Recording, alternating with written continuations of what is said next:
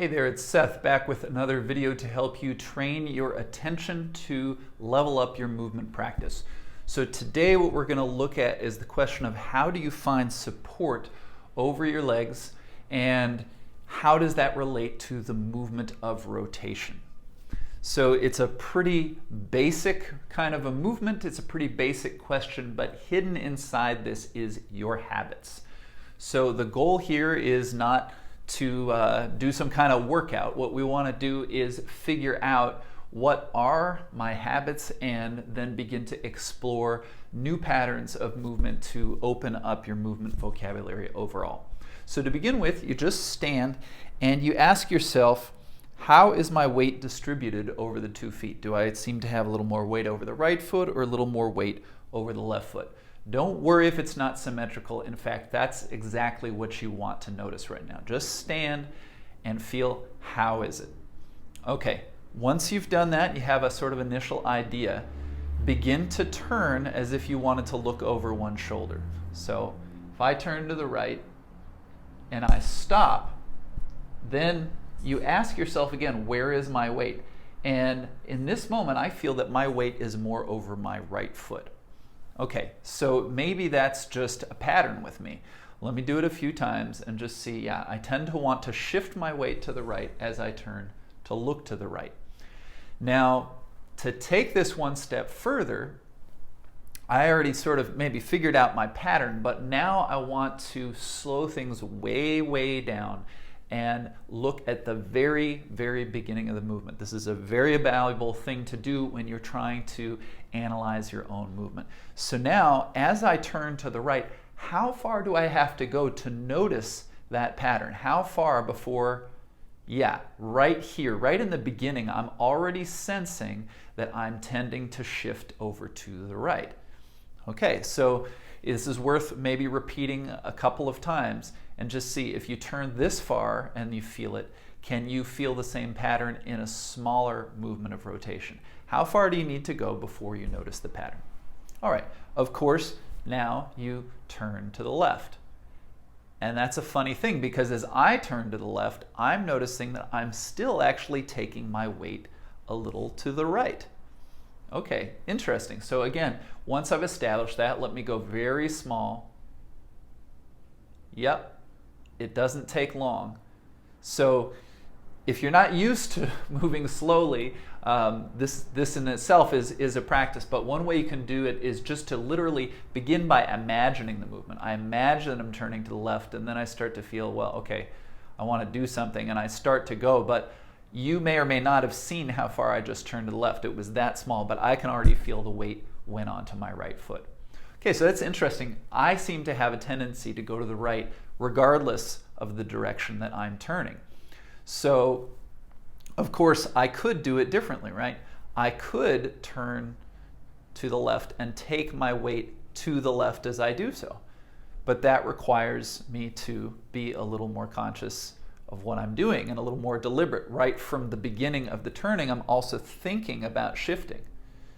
So try this. Go to each side, turn to the left and bring your weight onto the left foot, and then come back and turn your weight and go onto the right foot and come back.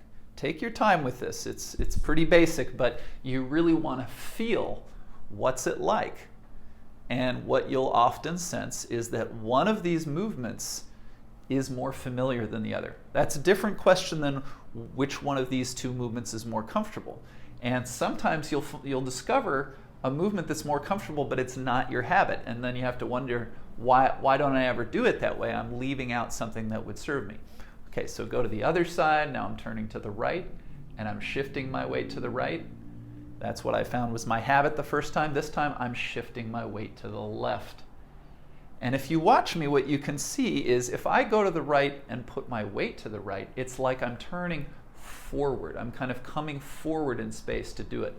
Turning to the right, but putting my weight on my left foot, I'm going a bit around myself backwards. So of course, when you turn, part of you comes forward and part of you comes back, but it's a question of which one is being emphasized. So am I thinking of this part of the movement or am I thinking of that part of the movement? And so once you've explored some of these things, a really great place to go next is to see, can I turn and look to one side without shifting the weight? So I try to find more or less a feeling that it's really 50-50 between the legs. And now I'm going to turn to the left. The first time I did it, I tended to drift to the right when I did this. And there it is again. I feel right away. But now I've shifted it over to the right a little. Can I correct back to the middle? Feels a little more like 50-50 and keep going. And what you'll find is if you try to turn and stay 50-50, well, you're probably going to be 49-51 pretty quick. But you can pay attention, go slowly, and keep trying to make those internal corrections. So it's as if you're really just turning around the central axis of your spine. So try this to one side, try this to the other side. Okay, one more thing we can add here to try to actually just get a little more accurate is to deliberately come over one leg. Maybe I'll take the right foot and just place the toes on the floor for stability, but obviously my weight is mainly over the left leg, and I really have to think of the left hip joint here. But what I'm going to do now is, staying over the left leg, I'm going to turn both directions. So I turn to the left and I turn to the right. And here too, I might feel that one of these two options is simpler for me.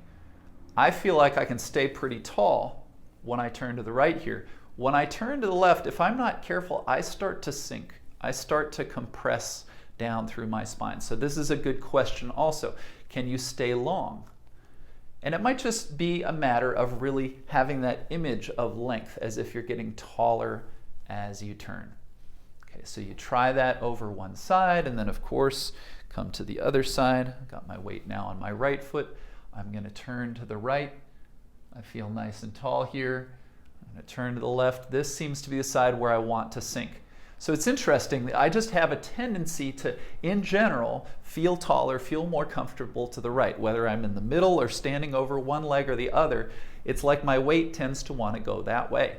So this is a habit I have, and I'm not going to just snap my fingers and get rid of it, but I can be conscious of it, and this experiment really highlights that for me. So again, trying both directions over the one leg. And then maybe I'll come back and see, am I any better now at staying 50-50 as I turn to the left or as I turn to the right? And the thing about this practice is, if you don't come to that place of saying, oh, I nailed it, doesn't matter. It's the practice itself. So this is something that you can come back to again and again. And I think you'll find, going through this process, if you just do these things and then you stand, how are you distributed over your 2 feet now? You might find that you actually are closer to a feeling of really being, in a natural way, evenly distributed. Now, if you'd like to take this a couple steps further, just a couple other options, I won't go through all the variations, but you can well imagine. So one is to put one foot forward and one foot back, which means if I wanted to just shift my weight between the 2 feet, obviously there's already a forward back component that is included here. But if I turn to the left, do I come forward onto the left foot, or do I go backwards onto the right? And then without switching the legs, it's quite a different thing to turn to the right in these different ways. And so I'm going to feel different sensations of what feels good, what doesn't feel good, what feels familiar, what doesn't feel familiar. The important thing is always your attention, what you're noticing in terms of your sensations. And if you can discipline yourself to stop moving every time you feel something tighten or compress, or your breathing becomes restricted in some way, and then go back and do the same thing a little smaller, a little slower. It doesn't matter that you turn some huge amount. What you're looking for is more clarity in your sensation, what you're doing. Okay, a last option is to actually come all the way down onto your knees. And so you've shortened your legs effectively, and you have a different kind of a base of support. But same thing, if I turn Well, I'm coming more onto the left leg this time. And here, I'm coming more onto the right. But I could have done something where I come back, or I could have done something like this. And what's also important to notice here, and you could notice the same thing all the way up in standing, is that this rotation movement, it happens in walking, doesn't it? And when you're walking, you have to bring the weight over one leg, bring the weight over the other leg. So this is part of bringing the weight off the leg that's going to step. So this could turn into me getting back up. And what's interesting is if you're on your knees and then you want to bring one foot to standing, you might feel that you're sort of backing around yourself. You're going backwards to turn in that direction, but bring the foot up, and then you're going to go forward to come up and stand. So you could make a whole additional process out of exploring how would I easily come up off the floor back up into standing. And although I did that quickly, you could really take your time. Again, just noticing, when do I hold my breath, when do I tighten, and refusing to push forward, making the final movement product less important than really tuning into the sensation. So using the movement, again, to grow your capacity for paying attention to your internal sensations.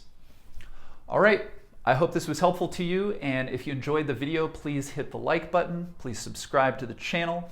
If you'd like to go a little deeper, I have a free training for you about really developing this kind of high quality attention. You can look in the caption of the video and you will see the link over to movewithseth.com where you can check out that training. Okay, take care. I'll see you next time.